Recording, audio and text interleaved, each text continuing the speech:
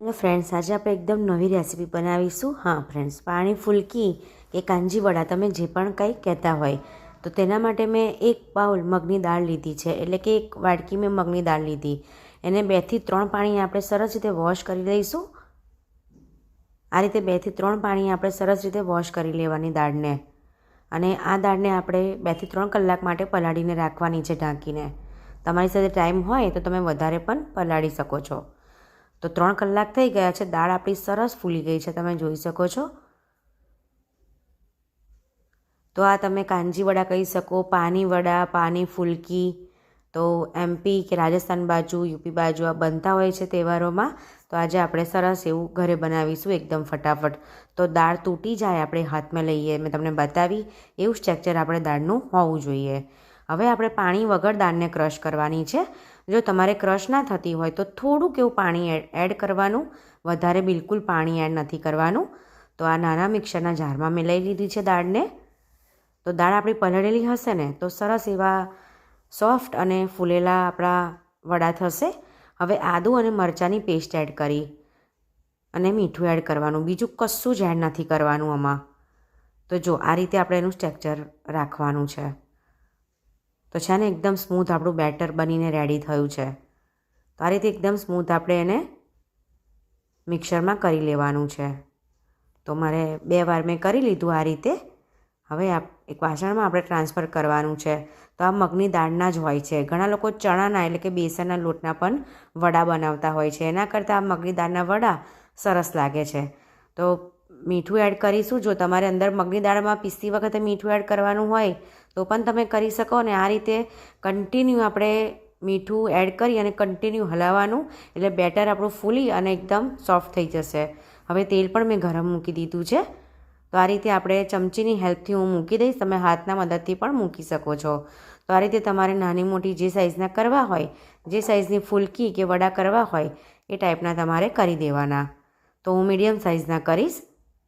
તો જો તમને ખબર ના પડે બેટર, તો 1 વાડકીમાં તમે પાણી લઈ અને થોડું બેટર એડ કરી શકો. જો બેટર ઉપર આવી ગયું ને તો તમારું બેટર એકદમ પરફેક્ટ છે.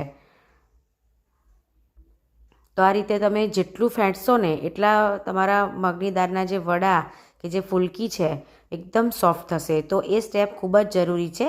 આપણે એને કન્ટિન્યુ 5 થી 7 મિનિટ સુધી ફેંટવાનું છે. તો જ તમારા મગની દાળની જે આ ફુલકી છે એટલે કે વડા એકદમ સોફ્ટ થશે. બાકી બિલકુલ તમારા સોફ્ટ નહીં થાય. એટલે આપણે એ વાતનું, એ ટ્રીકનું ખાસ ધ્યાન રાખવાનું છે આમાં. તો જો આપણા વડા પણ સરસ એવા રેડી થઈ ગયા છે, ગોલ્ડન બ્રાઉનના તરાઈ ગયા છે. તો આ પાણી ફુલકી અત્યારે ખૂબ જ વાયરલ ટ્રેન્ડિંગમાં છે વાયટી પર. તો હું બધી ફુલકી એ રીતે તળી દઈશ. કાંજી વડા પણ એને કહેવામાં આવતું હોય છે. તો બધા અલગ અલગ રીતે નામ આપતા હોય છે, અલગ અલગ રીતે બોલતા હોય છે. તો આ રીતે આપણે બધા વડા રેડી કરી દઈશું. ફ્રેન્ડ્સ, મારી રેસિપીસ ગમતી હોય તો લાઇક, શેર અને સબસ્ક્રાઈબ કરી લેજો. સાથે હાઈપ પણ કરી લેજો. હવે આપણે વડાને એકદમ સોફ્ટ કરવા માટે જેમ દહીં વડાને આપણે પાણીમાં એડ કરતા હોય છે, એમ થોડું પાણીમાં મેં આ વડાને એડ કરી અને સાઈડ પર રહેવા દીધા.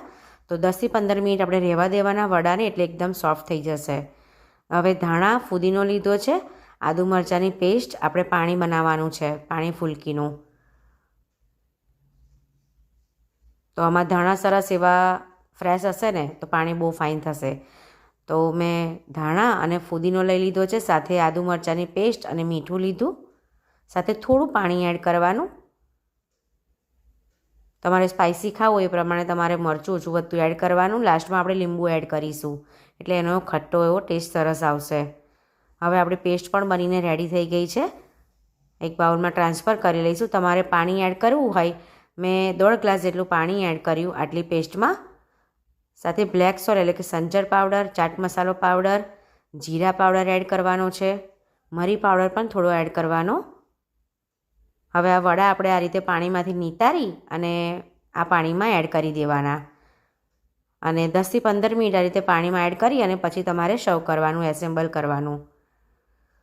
તો આ રીતે આપણે પાણીમાં એડ કરી દઈશું વડા નિતારીને. ઘણા ડાયરેક્ટ પણ એડ કરતા હોય છે, જે ફુલકી ઉતારીને તેલમાંથી ડાયરેક્ટ જ આમાં એડ કરતા હોય છે. પણ એના કરતાં તમે આ દહીં વડા આપણે કરીએ છીએ એ રીતે તમે કરશો પલાળીને તો એનો ટેસ્ટ બહુ ફાઇન આવે છે. હવે ચીલી ફ્લેક્સ એડ કરી સાથે એકદમ ઝીણી સમારેલી ડુંગળી એડ કરી એનો ટેસ્ટ બહુ જ ફાઇન આવે છે પાણી ફુલકીમાં. સાથે ધાણા એડ કર્યા છે, સાથે બરફના ક્યુબ એડ કર્યા એટલે ઠંડુ ઠંડુ ખાવાની મજા આવી જશે. અને આ સમરમાં આવું ક્વિક અને ફટાફટ બની જાય એવી રેસીપી બનાવીએ તો ખાવામાં પણ મજા આવી જાય. તો તમે આમાં પકોડી પણ સર્વ કરી શકો છો માવું બનાવીને. આ એ જ પાણી આપણે બનાવ્યું છે જે પકોડીમાં યુઝ થતું હોય.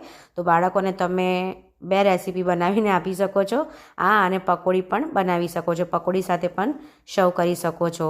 તો રેડી છે આપણી પાણી ફુલકી, કાંજી વડા, પાણી પકોડા, પાણી વડા, તમે જે પણ કાંઈ કહો, ઇન્સ્ટન્ટ 10 મિનિટમાં રેડી. તો જોઈ શકો છો કેટલું ફાઇન લાગે છે લુક્સમાં. ખાવામાં પણ એટલું ટેસ્ટી બન્યું હતું. મેં પહેલી વાર બનાવી પણ બહુ સરસ બન્યું હતું. Thank you friends.